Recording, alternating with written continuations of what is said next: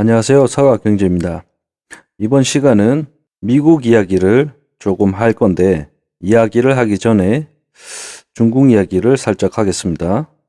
중국은 사실상 저의 기억으로서는 20, 30년 전만 해도 정말 가난하고 못 사는 나라였습니다. 집의 장난감 대부분이 차이나라고, 뭐가 그렇게 차이가 나는지 메이드 인 차이나라는 것이 궁금해서 부모님들한테 물어보면 인건비가 저렴한 나라에서 싸게 만들어 우리나라에서 수출을 해가지고 먹고 사는 나라가 큰 대륙의 나라가 있다고만 배웠습니다. 그런 중국이 어느덧 모든 분야에 탑 클래스를 찍어버립니다. 하나회를 예를 들어서 설명을 한번 해보도록 하겠습니다. 하나회 회장님이셨던 미국 어르신은 그동안 중국 회원을 받아들이는 것이 썩 좋지는 않았지만 수년간 하는 짓도 보면 양아치 같은 게 마음에 안 들었습니다. 그리고 그러려니 하고 살아왔는데 어느덧 보니 미국 어르신 자녀들이 중국 가게에 가서 초콜릿을 엄청나게 먹고 있네.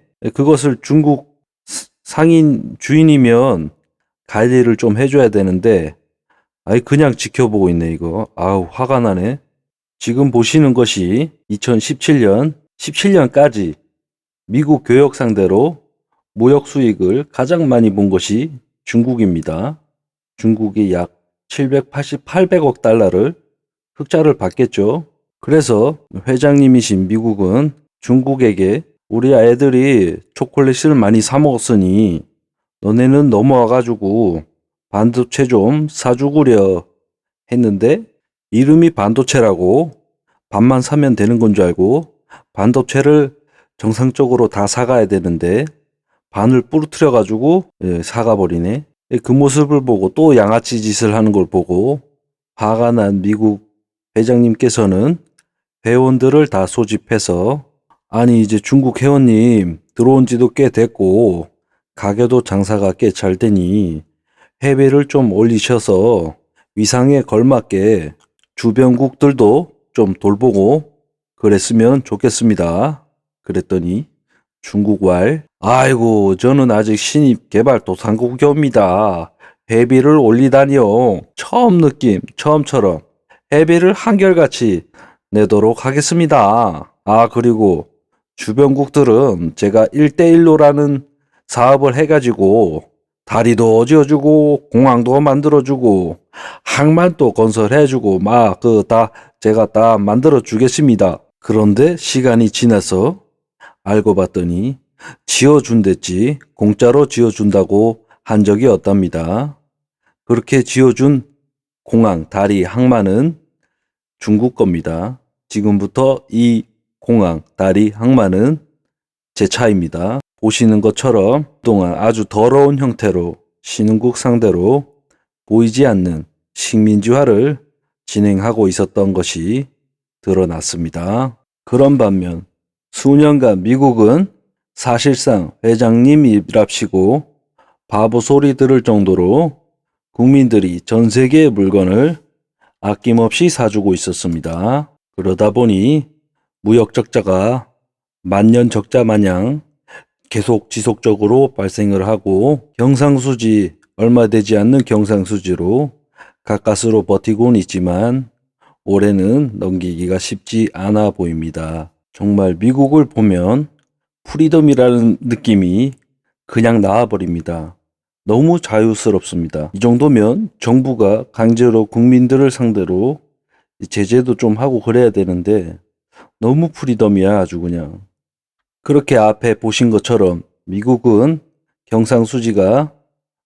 무역 수지가 바닥을 기었던 반면 중국은 10%, 12%, 6% 그렇게 경제적으로 있어서 엄청난 수익을 거둬들입니다. 자칭 신흥국이라 중국 나으리시께서는 사상 역대급 무역 수지를 매년 갱신하면서 역병사태 전까지 매년 6% 이상 경제 성장률을 보여주고 있습니다. 그 옆에는 일본 경상수지인데 미국과 거의 다를 바가 없습니다. 그렇게 시간이 흘러 트럼프란 형이 나타나서 중국 시진핑 이 늑대 여우 호루라기 같은 새끼야! 앞으로 너랑 거래 안 해. 모든 무역 상품에 가세를 때려버립니다. 아니 어떻게 우리 다음으로 경제가 좋으면서 왜 니들은 신흥국이야? 니미를 미국이 그동안 베트남, 한국, 아프가니스탄 지원해서 신흥국들에게 희망을 그리고 주변국에게 해장의 위상을 보여줬던 부분이 많습니다.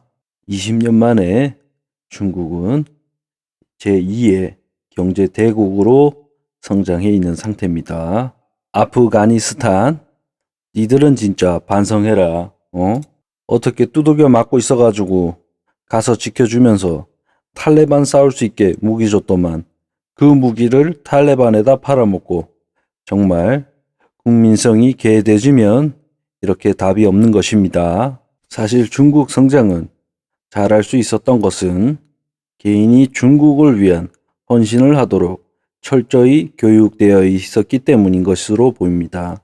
타국의 피해, 타인의 피해 따윈 감심 없이 오로지 중국만을, 나만을 위한 행동을 한다는 것입니다. 그동안 수년간 25% 무역 상대였던 중국 시장에 우리나라가 돈 벌어 먹으면서 중국 스파이 연놈들로부터 모든 기술력을 빼앗겼다고 보셔도 됩니다. 그 첫 번째 사례가 STX가 첫 번째 사례일 듯합니다. 대우 임원과 쌍용 임원 두 집단이 규합해서 만든 STX. 한때는 저는 이 STX 기업이 또 다른 대기업으로 성장할 것이라고 봤는데 중국을 넘어가더니 골로 가버렸었습니다. 바다 위에 STX 선체 도면을 떠다니는 기사를 보고는 그때 나는 중국의 시장이 무서움을 느꼈던 것 같습니다. 선박, 전기차, 배터리, 디스플레이, 심지어 반도체까지 현재 스틸을 하려고 노력을 하고 있는 산업 스파이 중국인들입니다. 한때는 우리나라 최대 무역국이었던 중국은 더 이상 단물 빠진 한국 시장에 조그만한 마을엔 관심이 없습니다. 우리 물건 중에 탐나는 것이 있다면 오로지 현재 반도체뿐. 이거마저 뺏기면 대한민국 미래는 필리핀보다 못한 삶이 시작될 것이라고 경고합니다. 그런 중국은 지금 전기차는 어느덧 세계 1위고 배터리 부문도 사실상 50% 이상 장악하고 있습니다. 앞으로 미래는 고도화 럭셔리 기술력이 아닙니다. 앞으로 미래는 초가성비 상품이 주력 품목이 될 것입니다. 정신 좀 차리십시오.